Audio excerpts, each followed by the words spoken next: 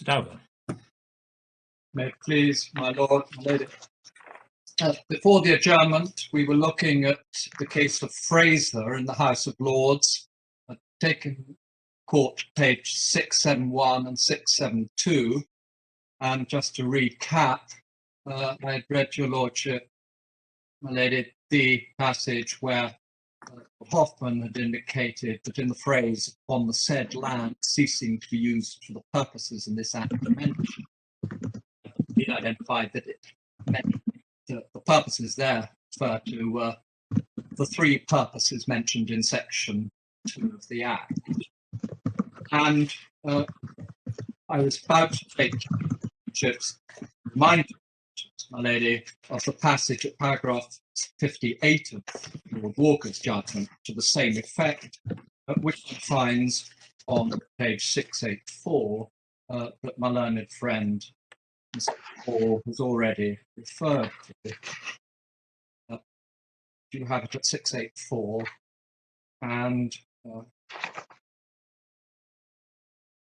picking it up at C, Lord Walker said, "It's entirely correct that the 1841 Act does not expressly or impliedly require the grant either to be for all of the purposes or to be for purposes expressed in those very words. The grantor, like any other benefactor of charity, is allowed freedom of choice as to the precise object of its bounty, so long as his stated purpose is within the scope of one or more of the purposes mentioned in section 2. But if the grantor's stated purposes are narrow, more detailed and elaborate than the statutory purposes, non-compliance with them, in particular by severance of a Church of England connection, will not necessarily result in cessation of the statutory purposes, consequently, short reverter. Reverter, after 1987 in equity, will occur only if the relevant statutory purpose is no longer being carried out. The first statutory purpose in section 2 is consistent with the wholly secular, that is, non-religious education, even if a grantor has made an express declaration that the school is to be run as a Church of England school. The third statutory purpose in section 2 cannot be used to alter the character of a grant, which falls squarely within the first purpose. So, just to summarise where we've got to, in the phrase in the statute about whether land has ceased to be used for the purposes in this act mentioned, it contemplates, according to the highest authority, the three statutory purposes mentioned in section 2 of the Act. And so, when construing the reverter provision, one must ask whether the land which was donated by the grantor has ceased to be used as a site for the selected statutory purpose chosen by the grant. And adopting that purpose, we respectfully submit it's clear that the site granted by the grantor, Mr. Fleming, ceased to be used for the first statutory purpose which he had selected when the school on that site closed and moved elsewhere. And for the sake of completeness, can I take your thought to the case that followed up after Fraser. Fraser, number 2, which is the case in the House of Lords, which we just read, went back to the first instance judge to deal with issues of fact and further arguments raised by the Diocesan Board of Finance for the purpose of arguing that the reverter had been triggered long before 1995. And that case came before Mr. Justice Blackburn, and it's at page 685 in your bunch, the authorities bunch. I will be coming back to this case concerning section 40. If your lordships will go to page 690, paragraph 21, Mr. Justice Blackburn summarised neatly, we submit. Sorry, my Lord Stevens. I'm sorry for interrupting, but when you say, sorry, section 2 refers to the purposes in the Act mentioned. What are those purposes in the Act mentioned that are in addition to those that are contained in section 2? My Lord, are there any other, or put another way, are there any other purposes in the Act mentioned that are mentioned in section 2? We would submit not, my Lord, and I will develop that just in a moment. That, as I said, the House of Lords in the phrase number 2 case was concerned, it was those 3 purposes that one finds in section 2. I mentioned before the adjournment that one finds in section 3 the phrase for the purposes in this Act, but without spelling out the 3 purposes that one finds in section 2. And I also said that we would check what section 4 had said, which we have done over the adjournment. I'm afraid it's not in your bundle. But section 4 contained a provision very similar to section 3, in this case relating to the Duchy of Cornwall, and gave powers to the Duchy of Cornwall to make grants of land, again, for the purposes in this Act mentioned. So it appears that on each occasion in section 3 and section 4, it's a reference back to the 3 purposes listed in section 2, which your Lordship's already seen.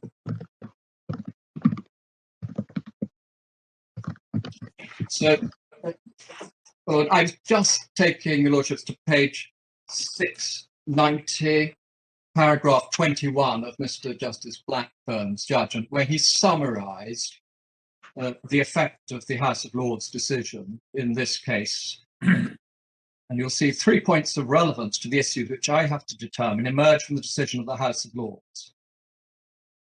First, the test for deciding if a reverter had been triggered is whether there has been a cessor of the relevant purpose or purposes selected by the grantor of the land out of the 3 statutory purposes mentioned in section 2 of the 1841 Act. And not courts in certain earlier cases, I suppose, assessing the specific purpose set out in the deed of grant. So both the House of Lords and Justice Blackburn understood that the purposes mentioned in the Act were the 3 purposes listed in section 2 of the Act.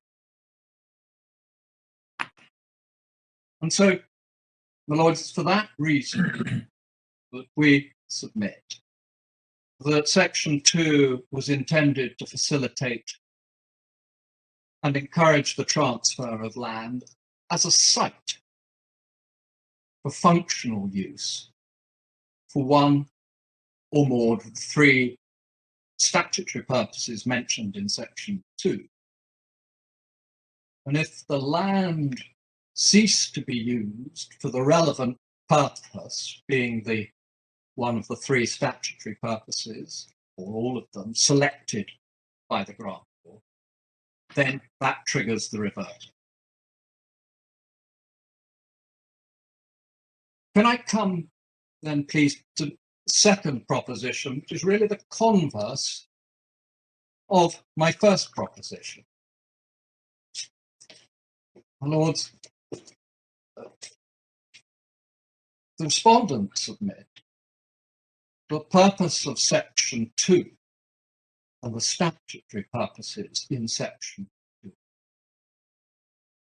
was not to facilitate grants of land to be held for investment purposes, for generating money. This is not one of the purposes mentioned in section 2. And this submission is relevant in relation to the appellant's argument. Because the appellants contend that when the school closed in February 2006, nevertheless, the land had not ceased to be used for the statutory purposes mentioned in section 2. Because they were planning to generate money by selling the land in due course and applying it on another site. And we, respondents, submit that was not the purpose of section 2 of the Act, and therefore the retention of the land by Oxfordshire County Council after the school had closed for the purpose of generating money by selling it was not one of the statutory purposes mentioned in section 2 of the Act. And this point was considered by the Court of Appeal in the case of Attorney General and Price, 1912 Chancery 667, which you'll find starting page 504 of the bundle.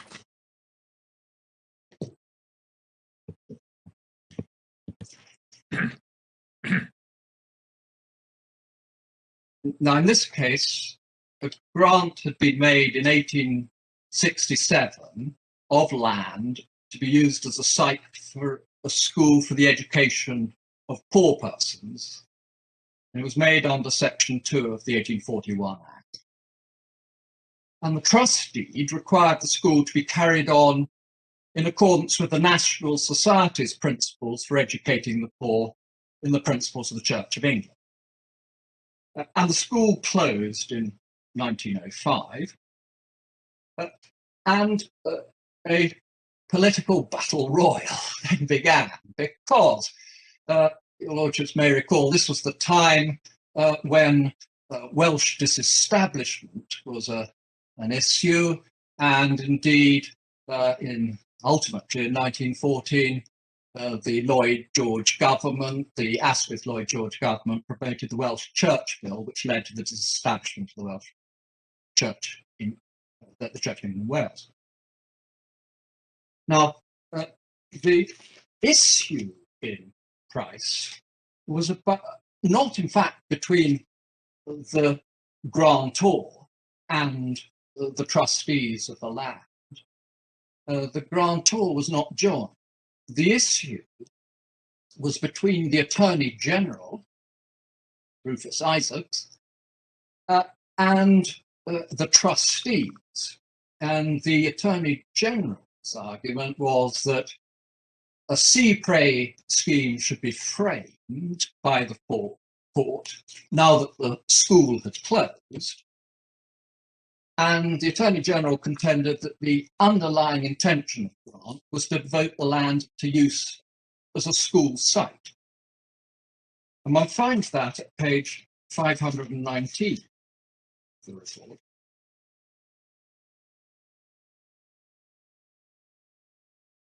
And in the second paragraph, towards the bottom, shows what the nature of the scheme settled by the Attorney General was. The scheme as settled by the Attorney General carries out the view that the sea-prey, this is, sorry, from the speech, from judgment of Justice Fletcher Moulton, who's in the majority.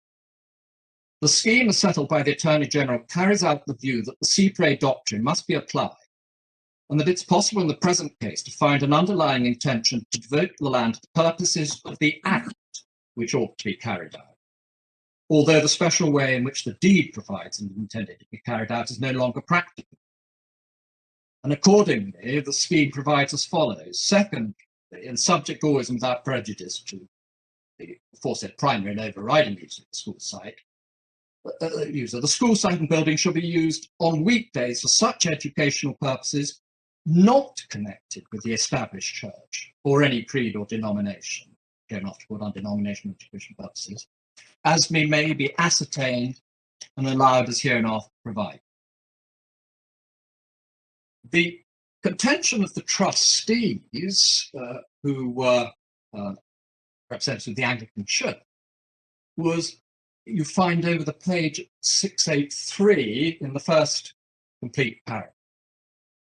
The contention of the defendants is that there is no such underlying intention, but that the sole purpose of the trust is education in association with the religious teaching according to the tenets of the established church.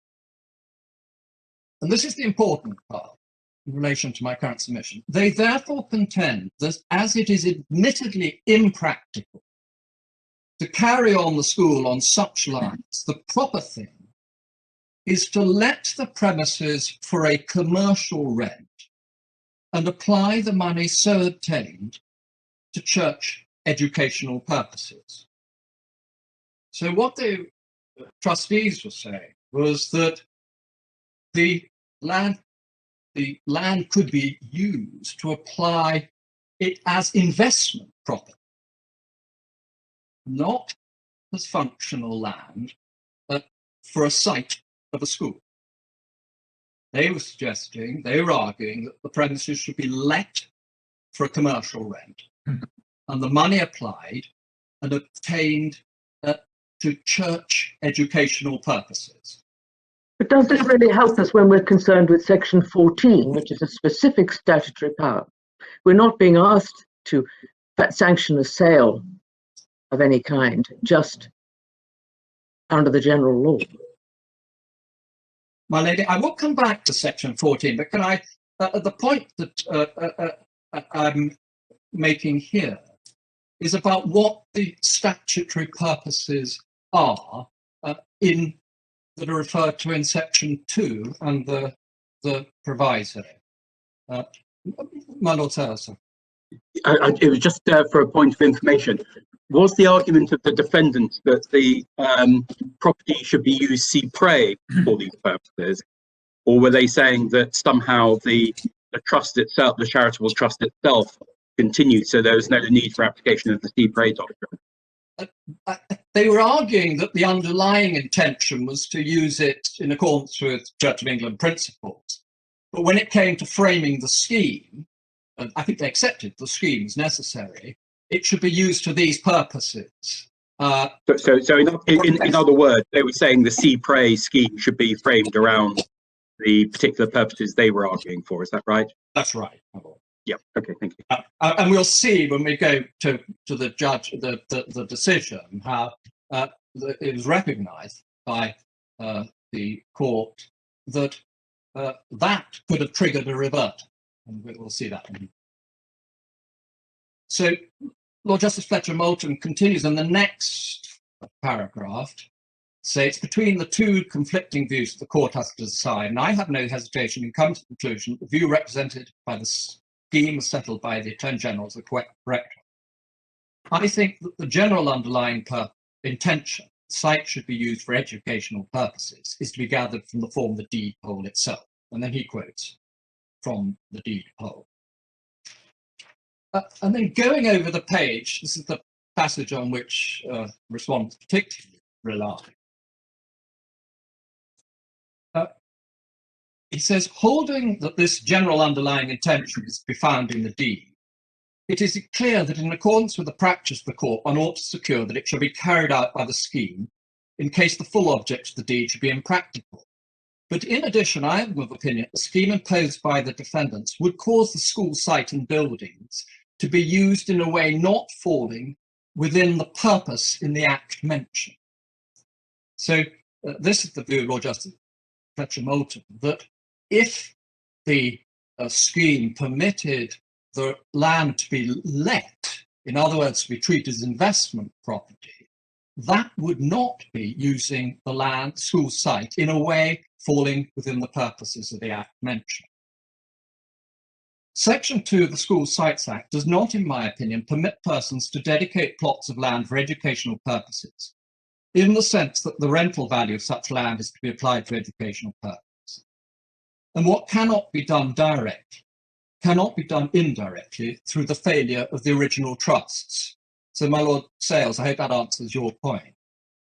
The section empowers persons to convey any quantity not exceeding an acre as a site for a school, the education of poor persons, or for the residence of the schoolmaster or schoolmistress, or otherwise for the purpose of the education of such persons, poor persons, in religious and useful knowledge. Taken in connection with the title of the Act, I have no doubt that this implies that the land is to be used as a site for schools, whether for religious or secular education, or their appurtenances, and not as a means of revenue for educational purposes. I do not mean by this that where it is in no way interferes with the proper user of the land as a site, it may not be let at times when it cannot be used for a school, and or that payment may not be received therefore and applied to the maintenance of the school. That is not a point which arises here. But I am satisfied that the abandonment of the use of the land as a site on which the educational purposes of the trust are carried out would amount to the land ceasing to be used for the purposes mentioned in the Act, and that the statutory reverter would operate. So, my Lord Sales. Sorry.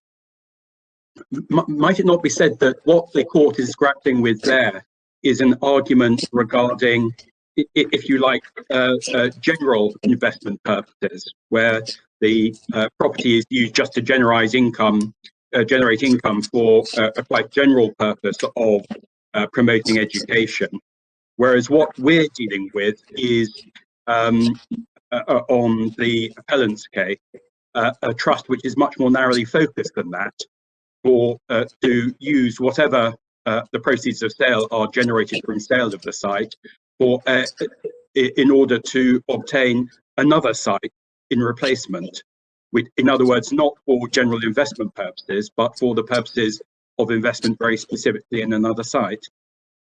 Well, that obviously is the argument for the appellant, but to my respectful submission, that's not what Lord Justice Fletcher Moulton is saying.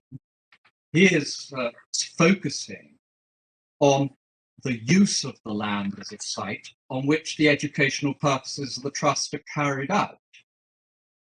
And it's when that use ends that the reverter occurs. That's yes, certainly I can see that. But I think what I was really putting to you is that Lord Justice Fletcher Moulton wasn't actually grappling with the particular issue that we have to deal with. He was faced with, if you like, a choice between general investment purposes, not our case, or use of the particular site. In fact, not our case either, because it had become impractical to use the site for the school. So aren't we having to grapple with something that lies in the middle of those two things and see whether that is a purpose that falls within the 1841 Act? My Lord, I entirely follow that point. It's not absolutely on all fours, this case, for the reason your Lordship's identified. But what I would respectfully submit is that the terms of Section 2 contemplate that it's the specific donated site which is intended to be used for the purposes of a schoolmaster's house, or the provision of religious and useful knowledge. And those are the purposes with which we're concerned, and it's those purposes which are the purposes in this Act mentioned.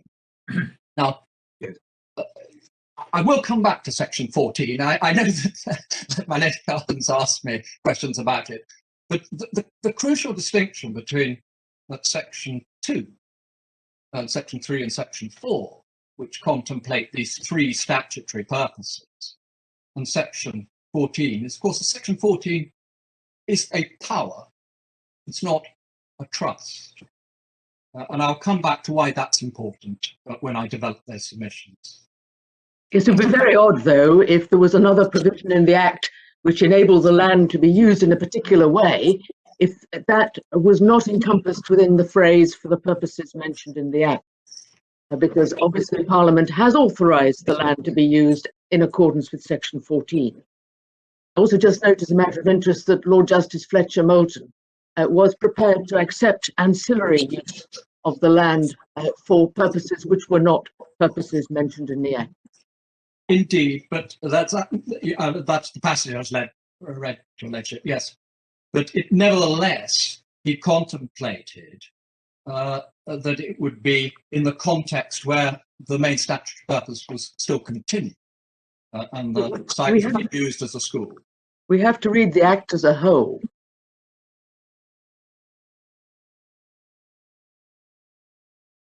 Could I just also refer back to the judgment of the Master of the Rolls, who takes this point more rapidly? You'll find page 515 of the judgment.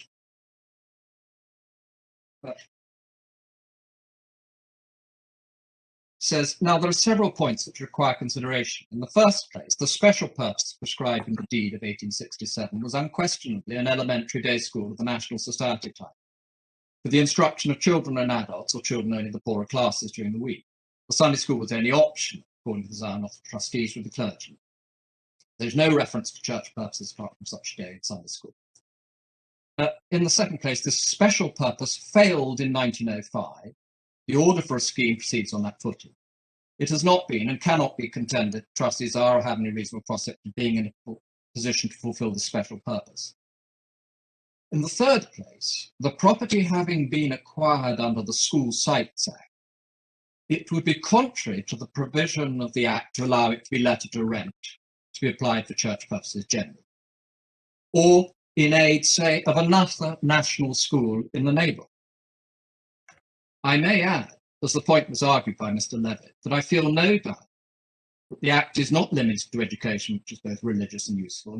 It extends to purely secular education. In the fourth place, whatever may be the rights of some person not before the court under the reverting clause in this Act, as to which it would be wrong for me to express any opinion, the trustees, so long as they are in possession under this deed, are bound by the trusts declared in the deed, as varied by any scheme made by the court. The danger of reverter will be lessened by the existence of a day school for elementary education. And that, I think, was referring to a school on the site as proposed by the Attorney General, which is what the Attorney General's argument was, that the site itself should be used for a non-denominational school. So that is Attorney General Price. And we say that the appellant's interpretation extends the meaning of the word used for the purposes in this Act mentioned, so as to include the holding of the land for the purposes of generating funds for educational purposes, not as a site for functional use as a school. And we respectfully submit that that's inconsistent with the language of Section 2 and with the decisions of this court, not only in Price, but also in Attorney General and Chadwell and the two Fraser decisions. Those decisions, particularly Fraser, held that the purposes in this Act mentioned were the three statutory purposes listed in Section 2. Can I come to the third proposition upon which respondents rely?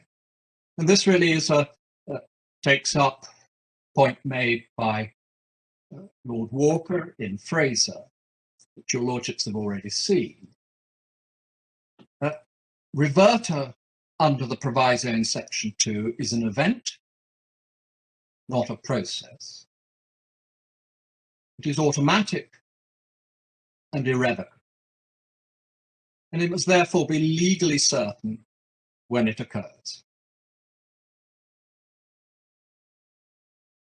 And my learned friend has already taken your lordship, my lord, to that passage in paragraph 45 of Fraser, and I don't propose to repeat it.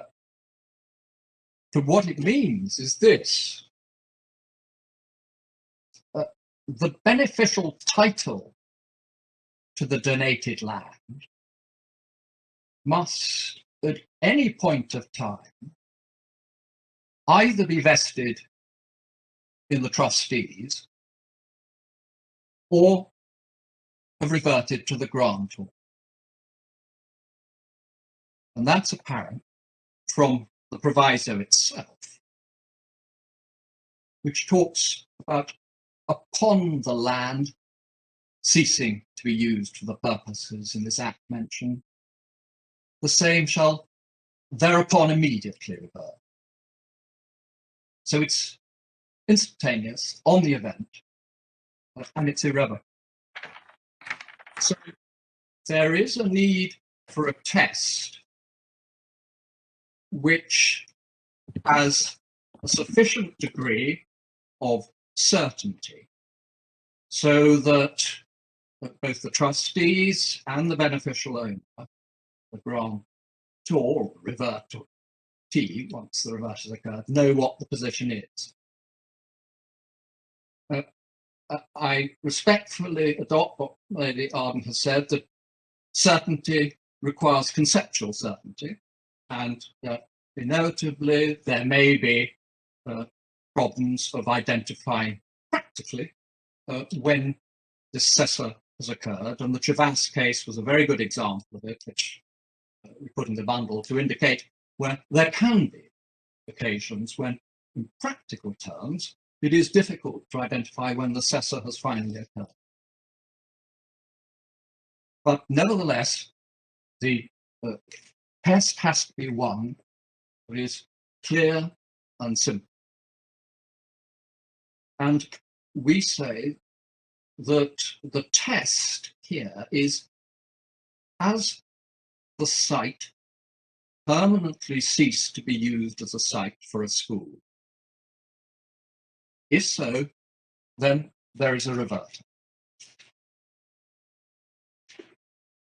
And that's what happened in the present case, when the school closed on the site donated by Mr. Fleming in February 2006. That was permanent, and the site ceased to be used for the first statutory purpose mentioned in section 2 of the Act. It ceased to be used as a site for the education of poor persons. Determining what is a permanent closure, can you look at circumstances which occur after the date, which you say was the date of permanent closure? I'm just thinking of cases like Travasse, where there was certainly a closure of the school when it was bombed, but there was no cessation for the purposes of the reverter until much later, where in 1947, when the minister served the order, maybe even had to confirm it and all the rest. Well, my lady, that's obviously an exceptional case. Usually it will be fairly clear whether a school has permanently closed or not in the vast majority of cases. But in the Travasse case, of course, there were the exceptional circumstances of the land being bombed, and it would, if one had visited the site, be unclear whether the school had permanently closed or not in the circumstances then subsisting. So clearly one would have had to make further inquiry. But as I indicated before the adjournment, one does have to take a broad and practical approach to the question of what cessation and closure means. When the school closes for the evening, that's not a permanent closure. Similarly, if the school is rebuilt, that's not a permanent closure. But there will be circumstances in which it is necessary to investigate the facts rather more closely, as happened in Travasse. but those will be exceptional circumstances, my lady. In the overwhelming majority of cases, schools are run by either academies or local authorities, and it's clear when a school's closed. My Lord Stevens. You don't just look at the site to see whether it's vacant. You look at the subjective intentions of the person who's running the school. And then you have to then work out exactly what those subjective intentions are. So how's that a certain test? Well, the test is really very similar to the one that one has under Land Registration Act, when the land is in occupation of someone who claims an equitable interest. The approach of the law has always been that a purchaser or someone interested in the state of title to the land has to make inquiries of those in actual occupation of the land. And that, of course, does involve asking them what they're proposing or what they're doing or why they're there. And how is that any different from making an inquiry as to whether they intend to use the sale price to refurbish and to build on another site adjacent to it? How are those two tests different in that they have to make inquiries of the people? Well, my Lord, the statutory test is whether the land has ceased to be used as a site for a school. And if the school is closed and you go to the local authority and say, has the school closed? It will say yes. If it says, we plan to exercise the power of sale under section 14 of the Act, the answer will come back, well, the power in section 14 of the Act has been extinguished by the reverter. So one will have a clear test of certainty.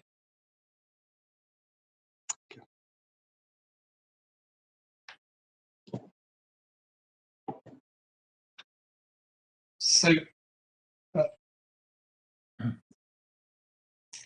can I then just summarize on that part of the argument? It is the test we're proposing is legally certain and allowing for the exceptional cases like Thomas, it is a test which is easily applied. But anything less simple creates potential problems about when the event of reverters occur. Now, can I now? That's really the respondent's case, but can I now turn to deal with the arguments based on section 14 of the Act, which the appellants have advanced? And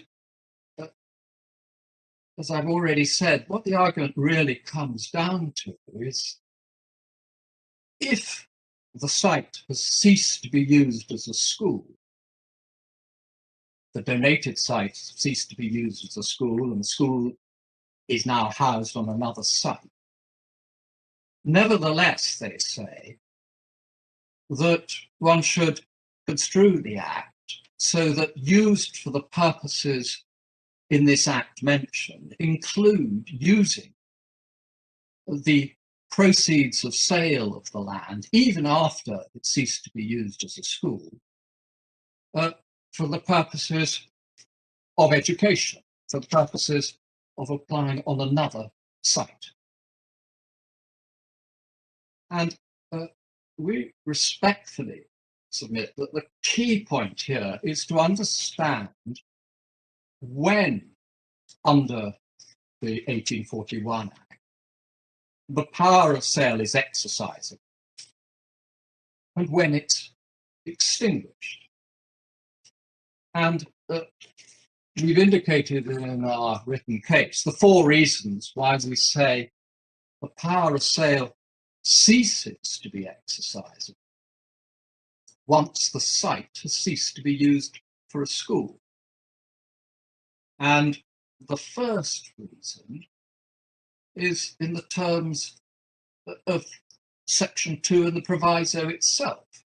My Lord Stevens, I'm sorry. Yeah, I'm sorry to take you back to it. Yeah. If the school ground was empty and you went along to the school authorities and you ask them, well, have you permanently decided to close this school? And they said, well, we haven't quite made up our minds yet. We're thinking about it. Would they still have a power of sale under section 14? My Lord, if on the facts, I mean, clearly it's a factual question, my Lord, but if on the facts, Yes. the school has not ceased to be used, sorry, can I start again? If the site has not yet ceased to be used as a school because the local authority hasn't made up their mind, Yeah. then on the facts, it sounds as if the site has not finally ceased to be used because the local authority as owners are still contemplating what to do. I mean, for example, my Lord, let us say that there's a rearrangement of schools taking place, that they're thinking of concentrating just classes years 1 to 3 on that site. But they haven't finally closed the school site as a site for a school. They're still in the planning stage of using it as a site, thinking about using it as a site for a school. Adopting the broad and practical approach, I think we'd accept that there hasn't been a cessor of the use for the purposes mentioned in section 2 of the statute. Could I also bring you back then to a question my Lord Burrows asked, and that is, if the test is permanently ceased to be used as a site for a school, and that depends upon the subjective intention of the school authorities, what happens if they haven't made their mind up after 10 years? Well then, my Lord, one's in a position that one may have to make certain inferences about whether the school, one has to adopt the broad and practical approach, my Lord. And it may be in those circumstances, one has to conclude that actually it has ceased to be used as a school. And this is Upon what date? Then one has to examine the facts, my Lord, and identify the event, which, to take the Shabazz case, looking at the history of what happened there, the court asked itself what the local authorities' plans were. And when it became clear that the land was going to be compulsorily purchased and cease to be used as a site for a school, at that moment, as a matter of interest, that was the event. Yeah.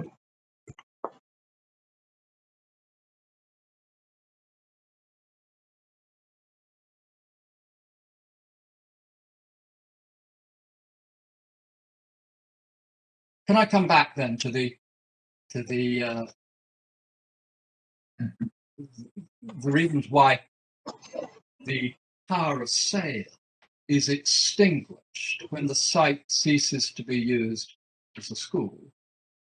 And that really flows from the structure of the legislation, because what the Act provides is that the grantor may make a grant of land which created in the historic language of property a determinable fee.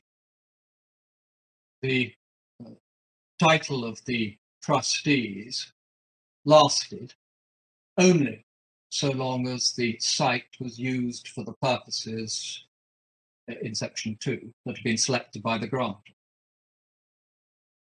But it then, upon the cessor of the user, the title of the trustees determined automatically and irrevocably, to use the language of Lord Walker in Fraser.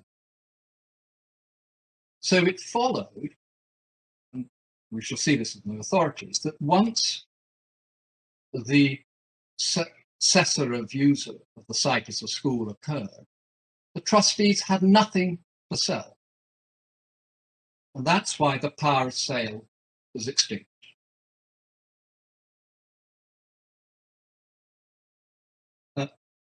And that point, in fact, arose for decision in a case called Dennis and Malcolm, which one finds at page 622 of the court's fund.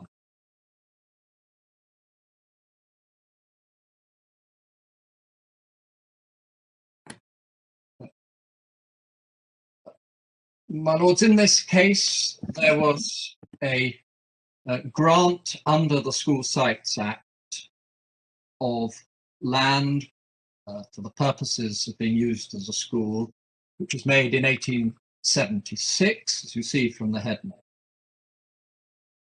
On the 22nd of March 1932, the school was closed, and the land so granted ceased to be used for the purposes of the Act.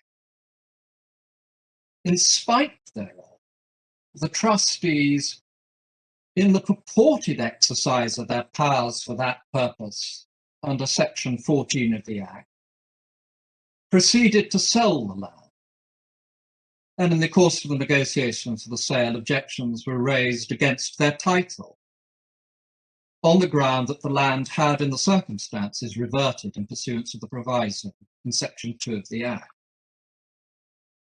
And your lordships then see in the head note that the penultimate paragraph begins, the summons, having by leave of the court been amended, to raise the question whether upon the true construction of the deed poll and the said Act, and in the events which had happened, the reverter mentioned in Section 2 of the Act took effect on March the 22nd, 1932, in respect to the land granted by the deed poll. Held that upon March 22nd, the date when the land ceased to be used for the purpose of the Act, the grant of the land had no operation otherwise than by virtue of and subject to the provisions contained in Section 2 of the Act, with the result that the question raised by the summons must be answered in the affirmative and a declaration to that effect made accordingly, i.e., that a reverter had occurred. And one sees that the trusts are on page 623 to permit the site to be used school for the education of children of poorer classes in the parishes of Cheam and Cuddington. That's on page 623. And then one sees the argument for the trustees, not the revertee, is found at the bottom, page 625, in the last sentence. And the argument for the trustees was, here, the purposes of the grant did not cease. The trustees claim they were entitled in exercise of their powers under Section 14 of the Act to sell the land, with the view of devoting the proceeds towards the improvement of the other schools in the parish of Cheam, namely the girls' and infant schools and boys' schools. So,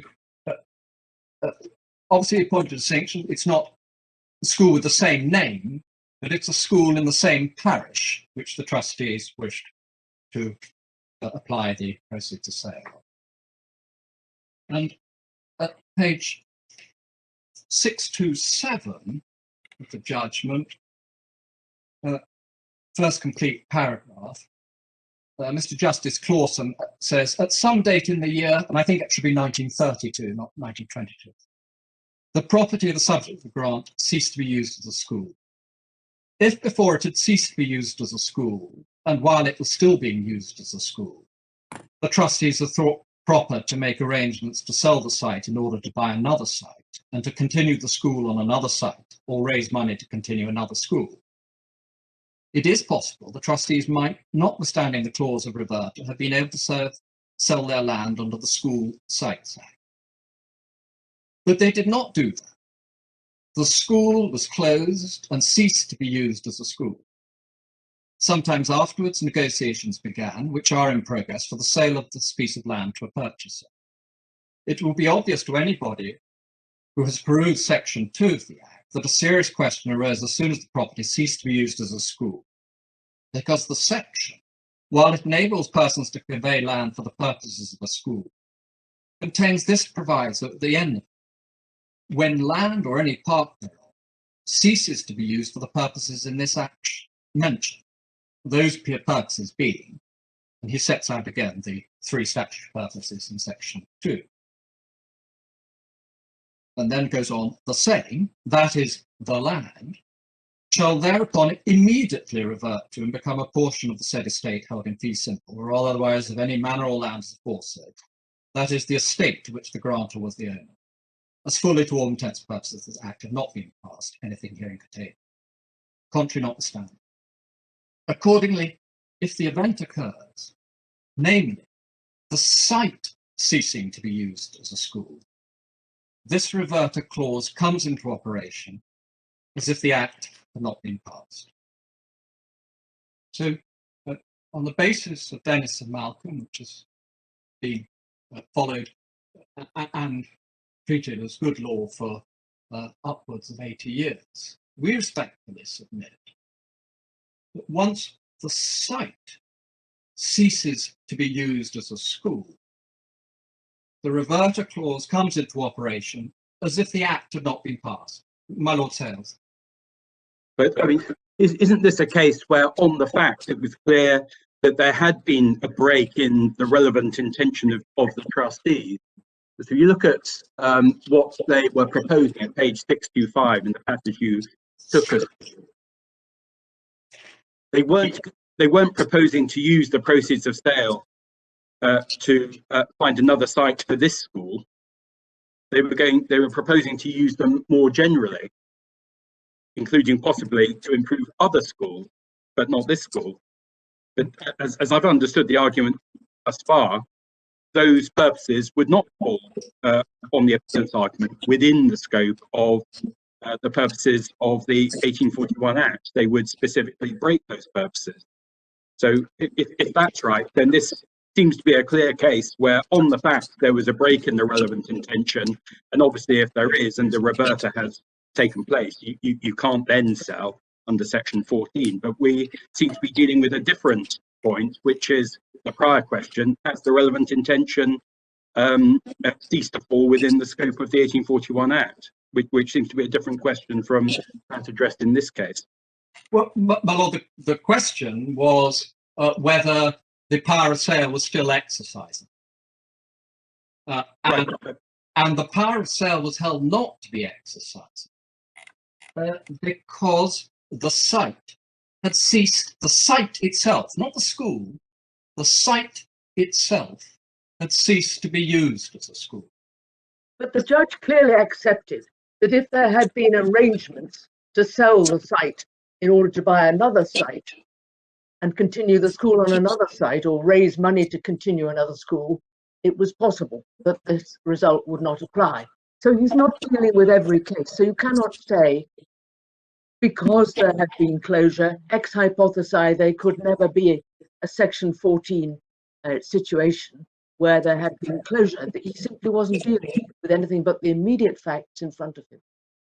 My lady, what respect Miss Justice Clawson was contemplating was that if the power of sale had been exercised before the school closed, then the reverter could have been avoided. No, he says arrangements. Arrangements. Well, one has to ask what make arrangements mean, and we respectfully submit that it is the exercise of the power which is what is critical in the particular case.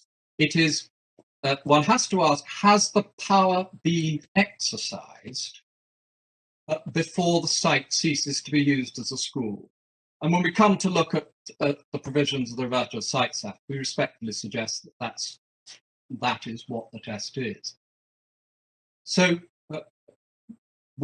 what we'd say is that when he talked about making arrangements, it wasn't they were thinking about the possibility of doing something. We would say that what he had in mind was that the power of sale had in fact been exercised before the land ceased to be used as a site for a school. Well, yeah, I think I'm right in saying, aren't I, that looking back at all the cases, none of them actually directly deal with the precise scenario that we've got in our case. I mean, on the face of it, this case is plainly distinguishable in the sense that the school was closed. In our case, Nettlebed School is not closed. It's carrying on, admittedly, on a different site. So you have to say that everything being said in this case is all about the closure of the school on the site. But the actual context was the school was being closed. But in our facts, the school hasn't been closed.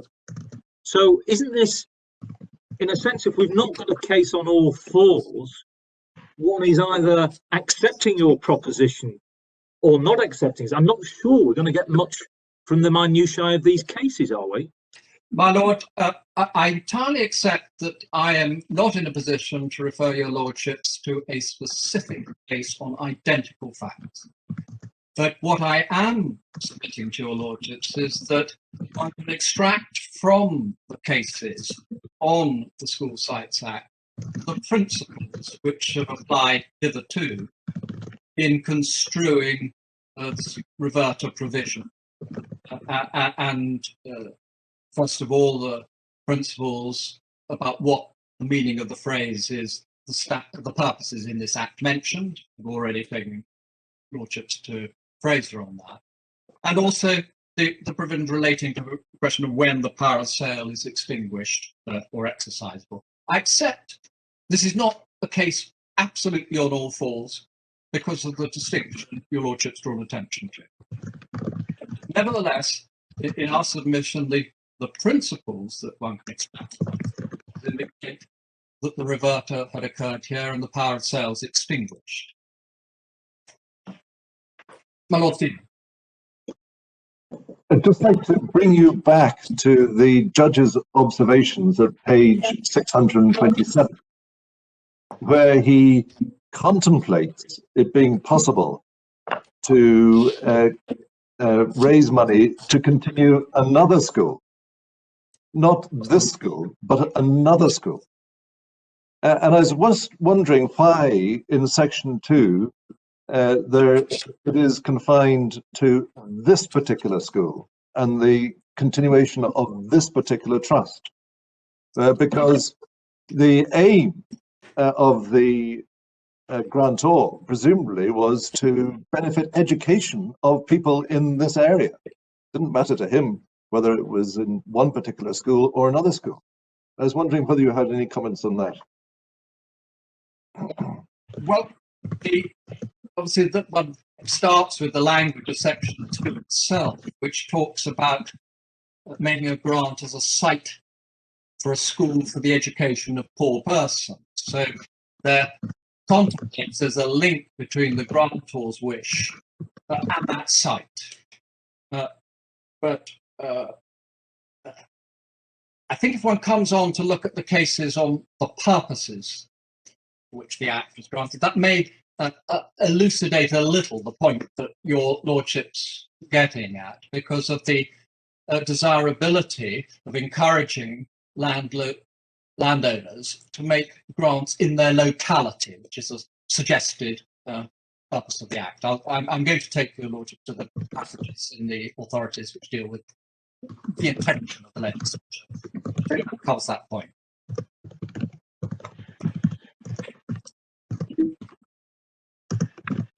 Well, the third factor which is relevant in this context is when the Law Commission published its report on the Act and the other similar statutes containing rights of the reverter, it did find the law was settled on this point and that the power of sale was extinguished once the site ceased to be used for the purpose.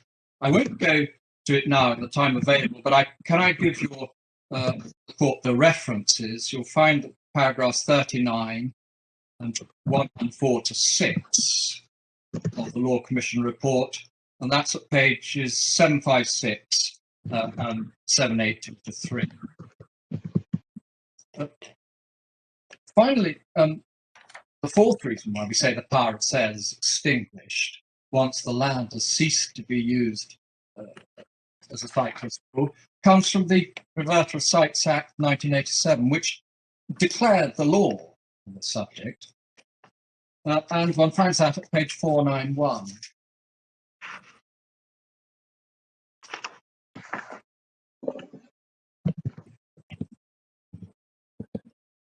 And section 6.2 is expressed to be declaratory of the law. And in our respectful submission, that flows from the fact that in the Law Commission report, there was some debate about what the law was in relation to certain other matters. But therefore, that explains why it's expressed to be declaratory rather than stating new law. And subsection 2A declares that the power conferred by section 14 of the School Sites Act is exercisable at any time in relation to land, in relation to which a trust might subsequently arise under section 1 above. And section 1 above is the statutory trust for sale, which was imposed by the Reverter of Sites Act. So I should take your lordship's brief. It's on page 484.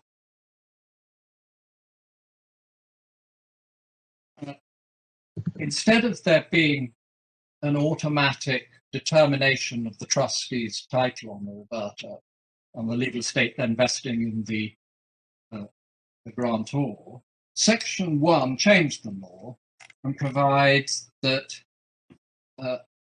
key provision in subsection 1 and 2, where any relevant enactment provides land to revert to the ownership of any person at any time, being a time when the land ceases or has ceased for a specified period to be used for particular purposes, that enactment shall have effect and shall be deemed always to have had effect as if it provided, instead of for the reverter, for the land to be vested after that time on the trust arising under this section in the persons in whom it was vested immediately before that time.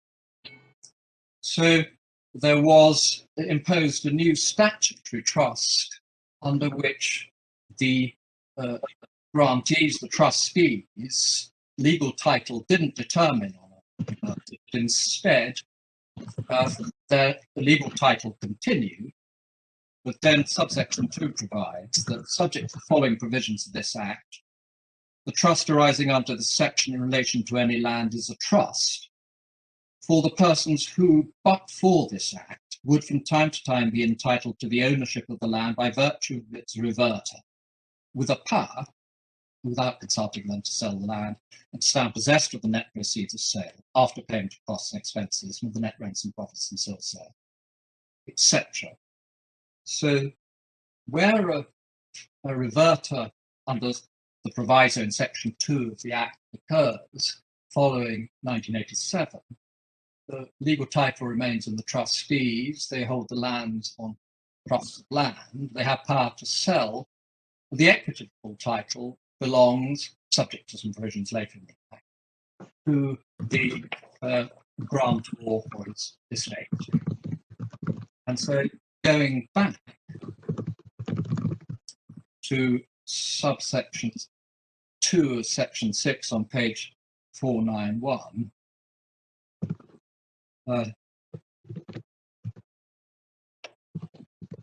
it declared that the power conferred by section 14 of the Act, the 1841 Act, is exercisable at any time in relation to the land, in relation to which, but for the exercise of the power, a trust might subsequently arise under section 1 above. That's to say, the trust that arises on the reverter occurring, and it's a trust where the equitable title is now vested in the grantor's estate. So that's the context. That's what the reference to trust subsequently arising. So what we submit subsection 2A makes clear and declares is that the power of sale conferred by Section 14 of the 1841 Act is exercisable, but not at any time after the reverter has occurred. And that is what subsection 2A is clarifying. Well, it doesn't deal with that case. It only deals with the case where the reverter occurs after the Section 14 sale. And thereupon, by virtue of Section 1, there springs into existence a trust for sale. That's the only situation it's dealing with. Sorry, my lady, I'm not quick. I'm very sorry. I think I missed what your ladyship said. Could you say it again? I'm so sorry. It's only dealing with the situation where a reverter occurs after the exercise of a Section 14 power. And it's simply saying that if the reverter then occurs and a trust of sale arises, it doesn't upset the prior Section 14 transaction. No, with respect, my lady, no, that's not what it means. A is clarifying that the power is exercisable, but only before the reverter has occurred. B is dealing with a different situation, which is where if the Section 14 power has been exercised before a reverter has occurred, then thereafter a reverter can't occur in relation to the substituted land. Yes, there's no difference of substance except you've written in the word only and created 6A and converted 6(2)A into an exclusionary rule. My lady, the point I'm making is that it declared that the power in Section 14 was exercisable at any time in relation to a trust to which a trust might subsequently arise. In other words, it's exercisable prior to the reverter occurring. Yes, but it doesn't tell you when a reverter will occur if you use the Section 14 power, which is our issue. Yeah. We would say that the authorities, the Law Commission report, and the Act itself, we say, are all consistent with the power being extinguished once the land has ceased to be used as a site for the purposes mentioned in Section 2. My Lord Barrow. Yeah.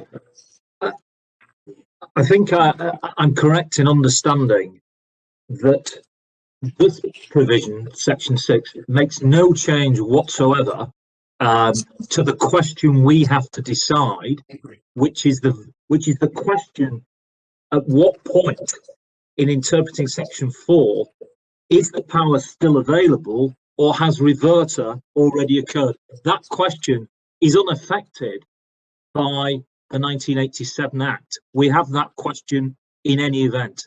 My Lord, I would accept that. The point I would make is that it's consistent, less, with the point that the power of sale has to be exercised under Section 14 before the reverter has occurred. It's extinguished once the reverter has occurred.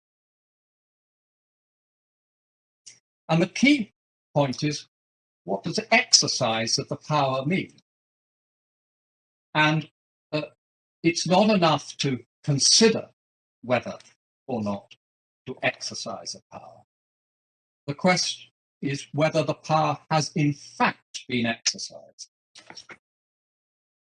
And therefore, we say that the power is only exercised at the moment that the trustees have entered into a binding contract to sell the site. Because at that moment in equity, they're treated as having done that which they ought to do. At that moment, the power is exercised. And what do you say the position would have been before the passing of Section 6.2? My Lord, we would say it'd be exactly the same, that Section 2 made no difference in that respect. Right, thank you. And my Lord, the my learned friends pointed out that there were many recommendations made by the Law Commission, which one finds at pages 784 to 788 of the bundle. Again, I'm not going to go there, for removing the right of reverter altogether in some cases, in other cases cutting it down very considerably. And yet aware of the problems of exercising the power of the sale before the site had ceased to be used as a school, because the Law Commission had drawn attention to these problems, Parliament chose not to change the law on reverter in section 2 of the School Sites Act. It simply provided for it to continue, subject to the change made by ending the idea of a determinable fee and replacing it with the trust of land. So Parliament, when there were recommendations to abolish the right or to cut it down very considerably, in effect chose to preserve the machinery in section 2 of the Act, which was understood to have the effect which I described in the case of Norway. In the course of Learned Friend's submissions, he suggested that the construction that we're placing on, and that the Court of Appeal placed on section 2, causes section 14 and the power of sale there to be a dead letter. And in fact, I think the way he put it was that this construction frustrated the purposes of the legislature by conferring a power sale, not a purpose, but a power of sale. Because in practice, one could never sell a site before the school had closed. I mean, look, in practice, there are at least 3 ways which practitioners in this field recognize can be used to ensure that the power of sale can be exercised before the school ceases to exist on the donated site. The first is a method which is referred to in Fraser, the decision of Justice Blackburn. I'll take it in a minute. And that's where the trustees may enter into a contract with the purchaser to sell the old site, subject to a license permitting the trustees to continue to use the old site as a school until completion of buildings on another site. And I'll show you where one finds authority that is done and commonly done. Secondly, it is possible for the trustees to sell the site, the old site, to a purchaser by a contract under which completion of the transfer will only occur as and when the new site is ready for use. So that the school on the old site will only close thereafter. And it was pointed out by Oxfordshire's own counsel, Mr. Chapman, in his opinion on this matter, which is in the papers. He thought that could be done. One finds that at page 340 of the bundle. It's paragraph 32 of his opinion. I won't take it if you want the reference. There it is. So I can have a contract for sale. The power of sale has been exercised by contract, while the school, the site is still being used, the old site is still being used by the school, and then completion takes place subsequently. And thirdly, there was the method which my learned friend referred to in the Law Commission report itself, at paragraph 115, where one has the staggered move from one site to another, so that the trustees continue to use the old site for some of their activities at the school, at the same time as the new site is also being used, and then the local authority can, in that period, while still in occupation of the old site, sell the school. That was, my lords, that was in paragraph 115 of the Law Commission report, which my learned friend referred to. My Lord Stevens, I'm sorry. Do you consider that this difficulty has in fact been resolved post 1987 by Section 6 of the 1987 Act? No, my lord. No, it's made no difference at all, because if the reverter has occurred, then the grantee trustees hold on trust for the grantor's estate because of the automatic reverter. When I meant this problem, that is, you want to, the trustees want to sell, and they've got to give vacant possession. So before and after 1987, they would have to use one of these devices. Is that right? My lord, yes, because if after 1987, if the school is no longer on the old site, then the proceeds of sale will belong to the grantor. So they have to use one of these three methods I've described, or something similar, even now, yes. So you and Mr. McCall differ then in relation to the construction of Section 6, subsection 2? We do, my lord, yeah. Yeah, thank you. Could you also use the Settled Land Act, Section 29? Is that a fourth way? Could I think about that? Well, my learned junior may have a clearer answer than me. I'm sorry, I can't answer, my Lord Barrett. I think put against you with these suggestions would be the arguments that this is hardly desirable if it can be avoided. I mean, I think two specific arguments. One, it may inspire educationally less attractive splitting up of a school than might, for educational purposes, be wanted. And secondly, it may deflate the price that you would otherwise get if you're insisting on the purchaser entering into these sorts of contracts that you're anticipating. It sounds a convoluted and not very desirable ruses round a problem. Would you accept that? No, my lord, I wouldn't.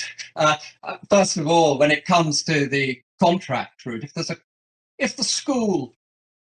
local authority is planning to develop another site, let's imagine that the existing school is derelict, needs to be replaced.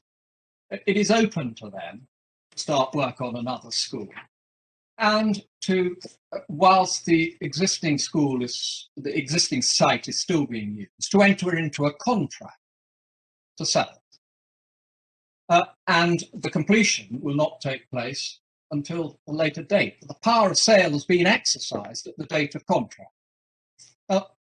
My respectful submission, that's not undesirable from an educational point of view. That's what would happen anyway.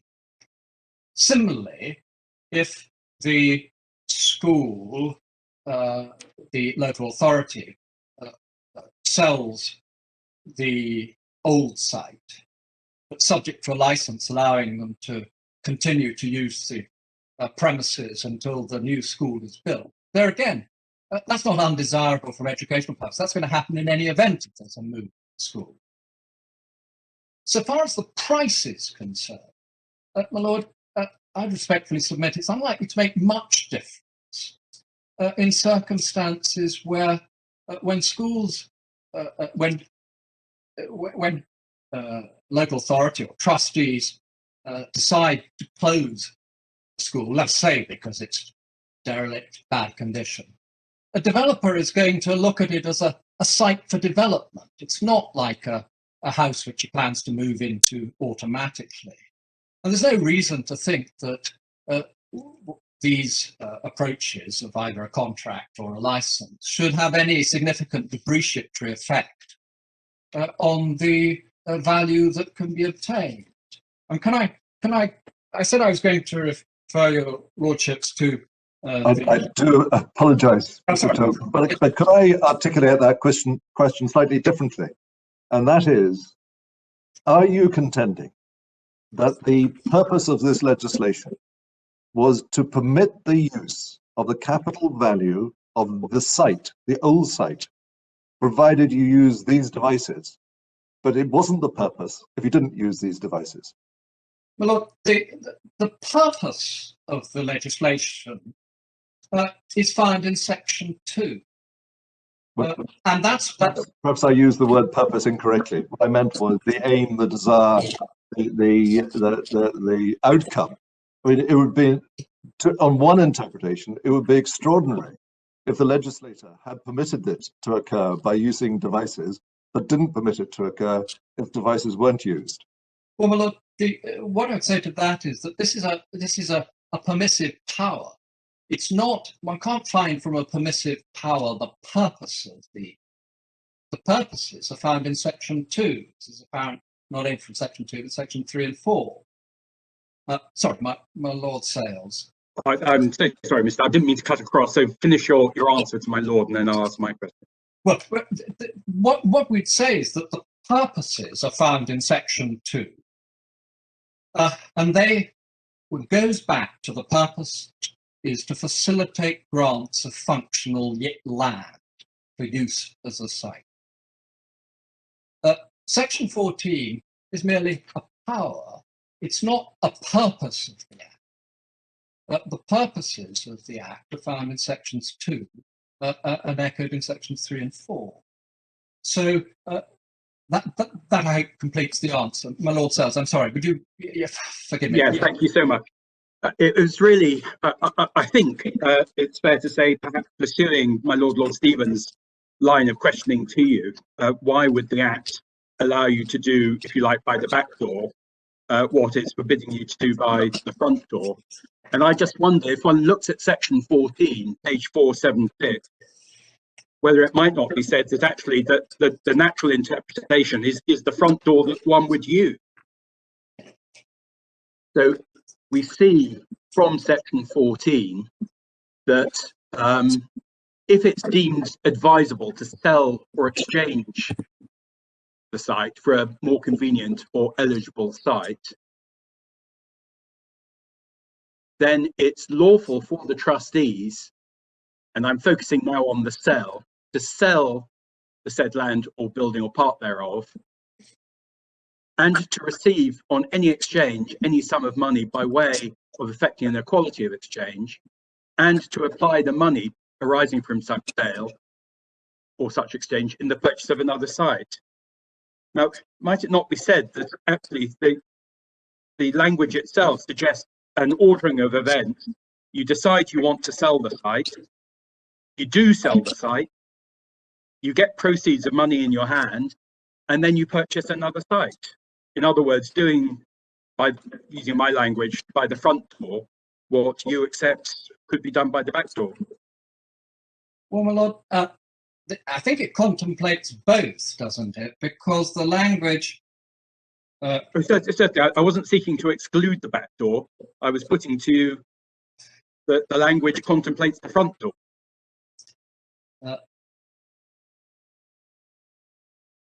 I follow your point, my Lord. I think one has to remember that the Act also contemplates that one can deal with parts of the site. And so it may be that it's directed towards that issue. The cessor provisions can apply to the whole or the part, and similarly, in this case, we say it would be possible to sell the land or building or any part there. Yes, So- but I think it plainly covers selling the whole of the site as well.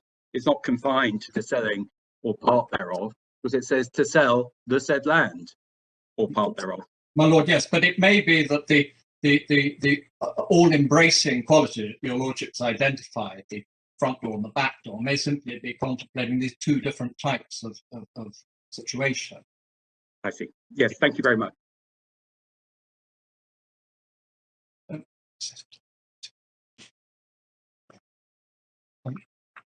So what we say is that it is not a matter of necessity, as I think is being suggested, that one has to give a wide meaning to used for the purposes in this act mentioned, but because of the difficulties of exercising the power of sale, it is possible, we say, to exercise the power of sale before the land has ceased to be used in a perfectly satisfactory way. And I was going to take swiftly to well, can I draw your lordship's attention to it in the time available? I don't think I've got quite enough time. Your lordship. In fact, you're almost out of time, Mr. Tauber, so you're going to have to draw your submissions to a conclusion. Then it's in paragraph 8 of the second Fraser judgment. It's at 687. You'll see what was done in that case by the use of a license. I wanted to make good the point that one could have a license. So could I deal with the finally with the point about the purposive construction? And one finds what has been said to be the purpose of the reverter provision in the judgment of Lord Walker in the Fraser case at page 674, and he explained what the intention of the legislature was and the incentive that was intended by the inclusion of the revert provision. One finds that at paragraph 28 on page 674.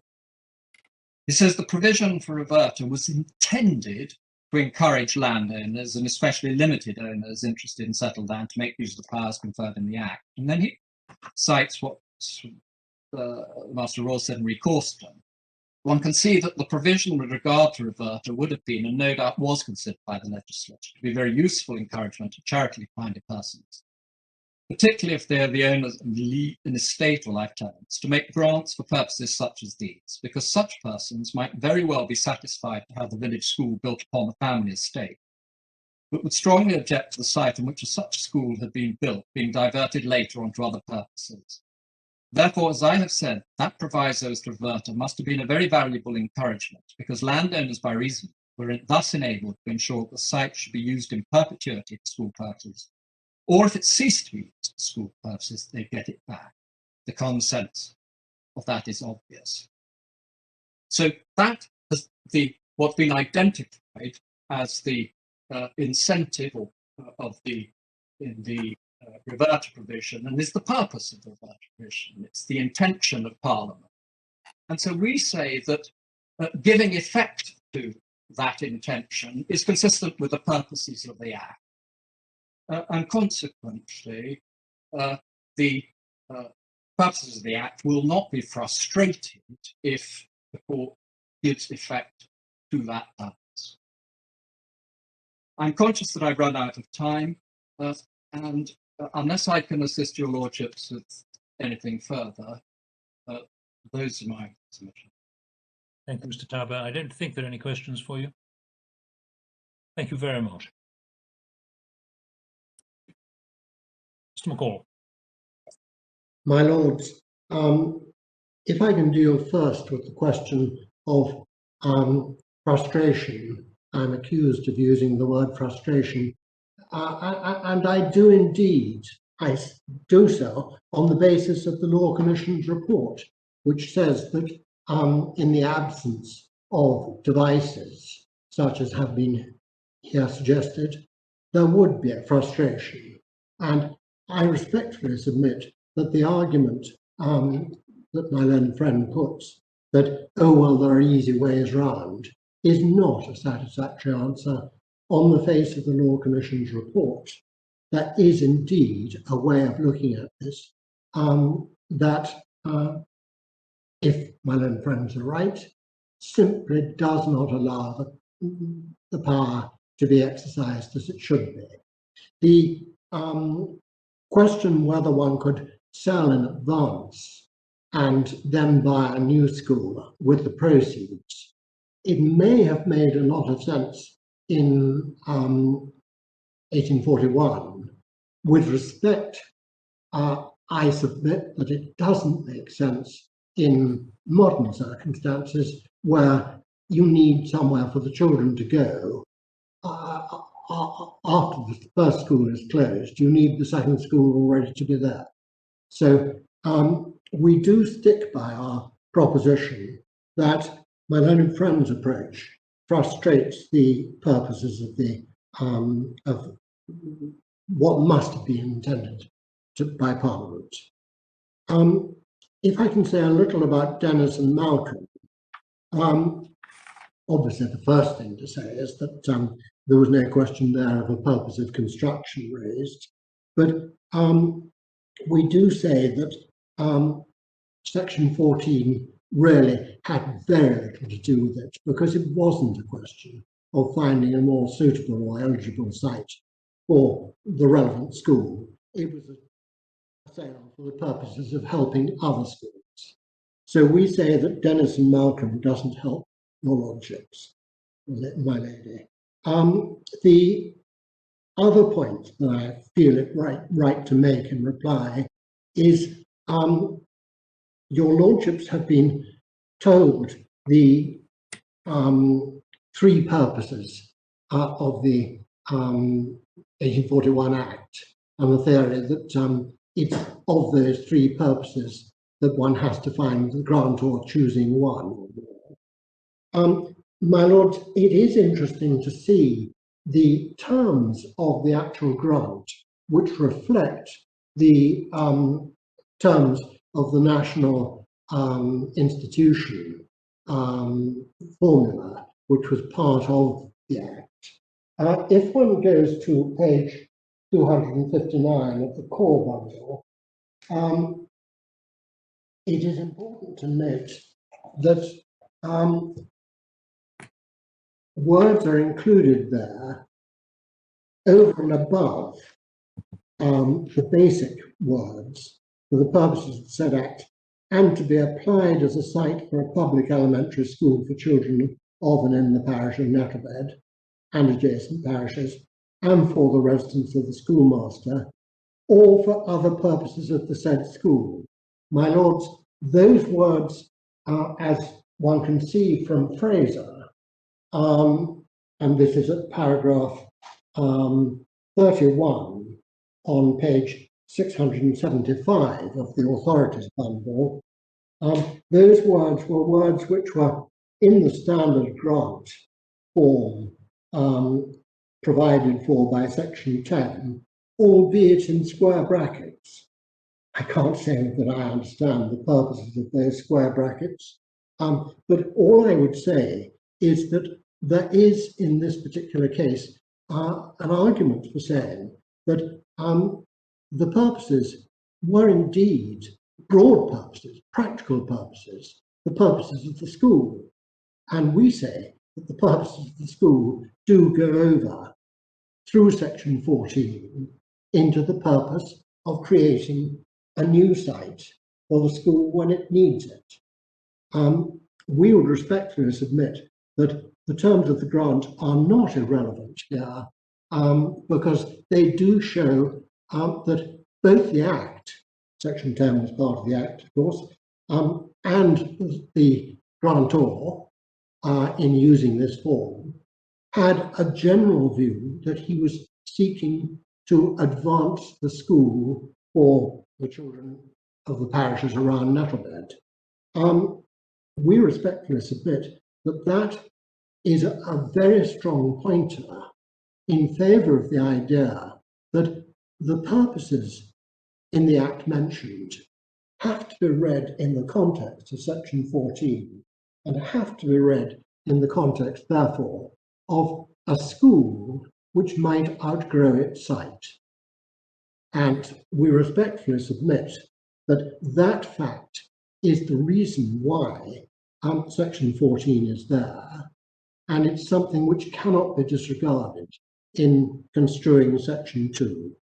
There was a possibility of moving up a gear, as it were, to go to a different site, and it would be wrong to say that, as my learned friend I think does say, that the only purpose of section 2 was to identify an actual site and say, let us see what functional use is made of that site. My lords, I don't think I have anything else that I wanted to raise in reply, except possibly just to stress that in this case, it isn't a case of the 10-year uncertainty. It's a case where, from the first idea of Oxfordshire County Council buying a new site, the calculations were shown to be made on the footing that the old site would be sold and repay the borrowing that was necessitated by purchasing the new site. We say that is the inevitable way that changing the site of a school will work, and we say that it is entirely consistent to say that the purpose of construction is needed to make sure that people are not forced into these devices, these unacceptable devices, to override section 14's, to override the section 2 proviso. My lords, unless I can be of further assistance, I think that is all I wish to say by way of reply. Could I just put a point? Yes, my lady has a question. Just a swift point. I put the point to council, to Mr. Tauber, that it would be possible for trustees of a school site to which the 1841 Act applied to use the Section 29 power in the Settled Land Act, which is an unrestricted power, not hemmed in by the restrictions in Section 14. I recall that that particular power was repealed. It could be as a result of another Law Commission recommendation in 1997. But I suppose what you might say is, well, the fact that there are walkarounds for this problem and that they may be removed for some reason is a good reason for having a purposive construction of Section 14. My lady, absolutely. It would be very strange to find that Parliament said, climb through these hoops and you can get out the other end, but not if you go around the hoops, as in normal circumstances would be educationally desired. I'd still like the answer whether Section 29 could have been used. It is mentioned by the Law Commission. My lord, I'm hoping that Mr. Torm is about to come to my rescue. When it was enacted, of course. Well, He has his hands up. Mr. Tauber. This is not a reply, I can assure my learned friend. It's simply my learned junior has found the answer to Lady Arden's question to me, and one finds it in paragraph 111 of the Law Commission report at page 782. That would say the Settled Land Act power, Section 29, could not have been used as a fourth way, my lady. That. Thank you, Mr. Tauber. Thank you, Mr. Tauber. And that section was, in fact, repealed in any event in 1997. I think the Trusts of Land and Appointment of Trustees Act has changed the law in this area. Thank you very much. Well, if there are no further questions, Mr. McCall, Mr. Tauber, we're very grateful to you both for your submissions in this very interesting case. We're also grateful to those sitting metaphorically behind you, those instructing you, preparation of the case. We will take time to consider our judgment and deliver judgment in due course. Court is now adjourned. Thank you very much.